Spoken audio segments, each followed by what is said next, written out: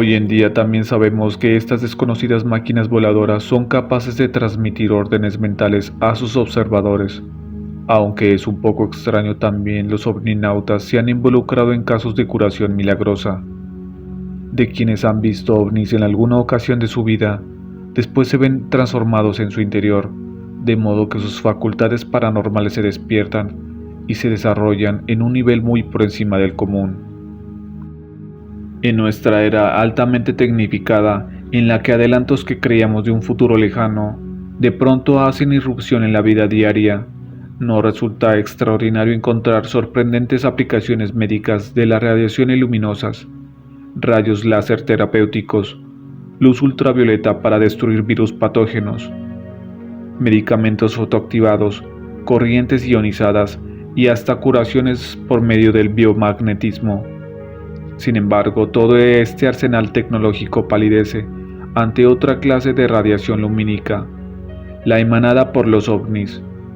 Como bien sabe todo estudioso del fenómeno ovni, una de sus características distintivas es la increíble gama de radiaciones luminosas que produce, algunas de las cuales desafían totalmente a las leyes de la física.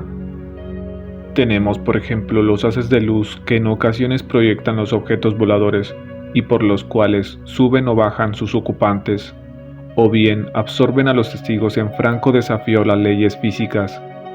Un caso un tanto extraño les ocurrió a la familia Moreno de Argentina, quienes la noche del 21 de octubre observaron que un extraño objeto luminoso había aterrizado no lejos de su pequeño rancho.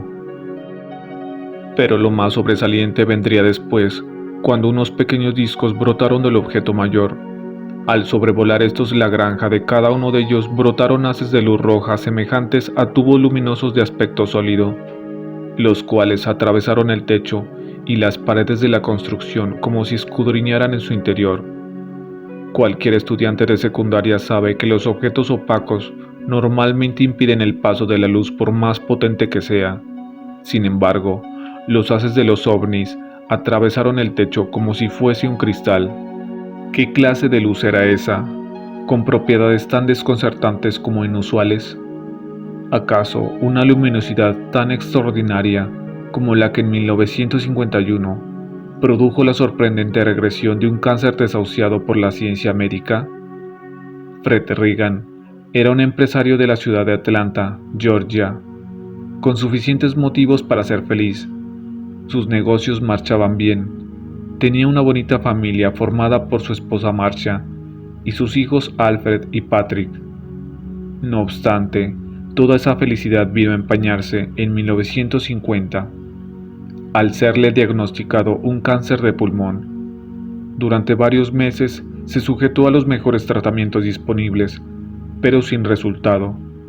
Para mayo de 1951, ya prácticamente nada quedaba por hacer. Fred sabía su destino, pero aún se aferraba a la vida, y en lo posible procuraba continuar con su rutina normal. Reagan poseía una avioneta Piper que gustaba de pilotear personalmente, lo cual hizo ese 17 de mayo. Volaba ya a regular altura, cuando de repente una enorme masa luminosa apareció de pronto interponiéndose en su ruta. Su velocidad era vertiginosa, y Reagan no pudo evitar el choque. Al impacto se desprendió totalmente una de las alas de la avioneta, lo que hizo que ésta empezara a caer en picada, y Reagan, en un último intento por salvarse, saltó al vacío. Entonces tuvo lugar la parte más fantástica de la historia, ya que mientras el aparato caía como piedra, Reagan permanecía milagrosamente suspendido en el aire, mientras le bañaba un potente haz luminoso procedente de la nave. Lentamente Reagan se sintió aspirado hacia la nave, hasta que finalmente fue introducido en ella a través de una estrecha compuerta. Para entonces la alarma ya se había presentado en el cercano aeropuerto de Atlanta. Al no obtener respuesta de Reagan, un helicóptero de rescate salió en su búsqueda, y sus ocupantes no tardaron en hallar los restos del aparato.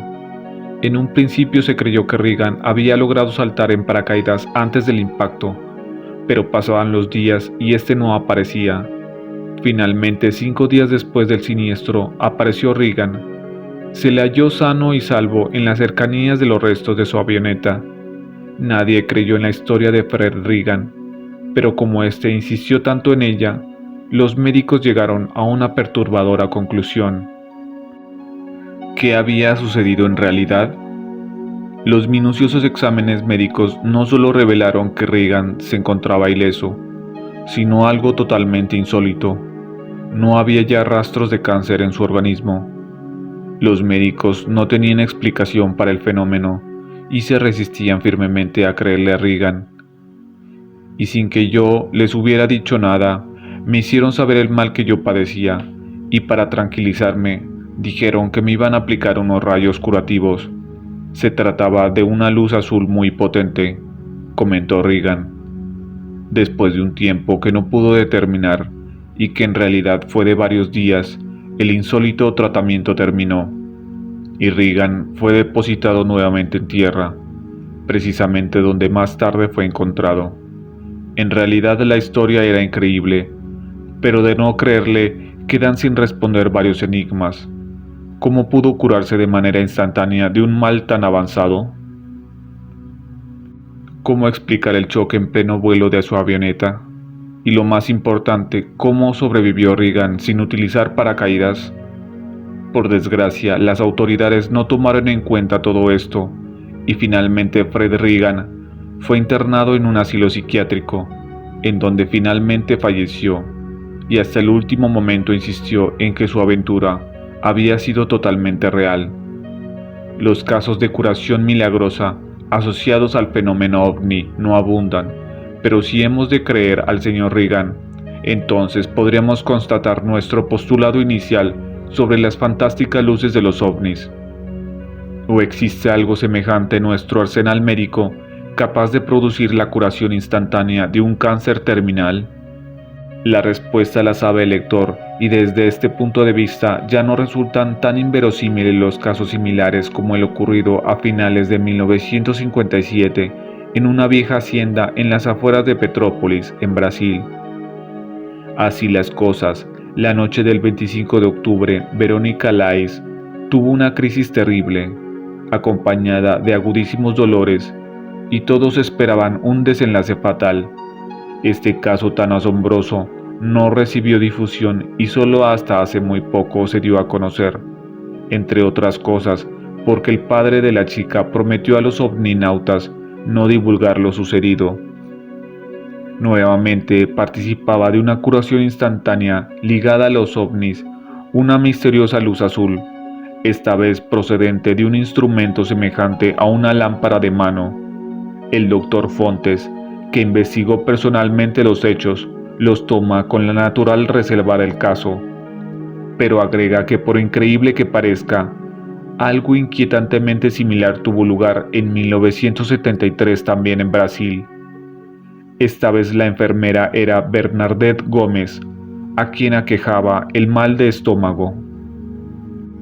Gusmão era un curandero psíquico muy famoso en Brasil, y Moacir Uchoa, el padre adoptivo de Bernadette, la puso en sus manos como último recurso. Al cabo de 3 días, el 9 de marzo de 1973, se hallaban en el lugar previsto, la joven, su padre, Gusmão y un periodista llamado Luis Macedo. Bernadette regresó al hospital sin muestras de mejoría, lo cual era natural, dado lo grave de su estado, pero unos cuantos días después se retiraba del mismo completamente restablecida y sin huellas de la enfermedad. Macedo, el periodista, estaba aún más asombrado que los médicos, ya que él sabía la causa del insólito restablecimiento, y se dio a la tarea de averiguar hasta qué punto era milagrosa la recuperación. Otros médicos familiarizados con el caso se mostraron igualmente asombrados, ya que consideraban a la muchacha totalmente desahuciada. Todo esto inquietó grandemente a Macedo. De acuerdo a lo que relató la misma paciente, Gusmão la había conducido hasta donde se hallaba el humanoide junto al platíbulo. El alienígena era muy similar a un hombre, salvo su cabeza, que era completamente calva y anormalmente larga. La introdujo al ovni, en donde le aplicó una luz azul, y poco después hizo lo mismo con una luminosidad dorada. Una vez hecho esto, bajó a la chica del ovni, se despidió y emprendió el vuelo. Los hechos suenan demasiado inverosímiles, quizás aún para quienes creen en los ovnis y están familiarizados con sus manifestaciones. Sin embargo, tenemos como principal evidencia la curación imposible de no haberse logrado con la participación del alienígena. ¿Qué objeto tenía el hacerlo creer así? La verdad es que ni la chica ni su padre buscaron publicidad en ningún momento, y más bien pidieron discreción al periodista Macedo. Otro tanto podríamos decir de los casos anteriormente descritos, en lo que lo fantástico parece no querer dar margen a lo real. No obstante, y como de costumbre, la conclusión definitiva está en usted.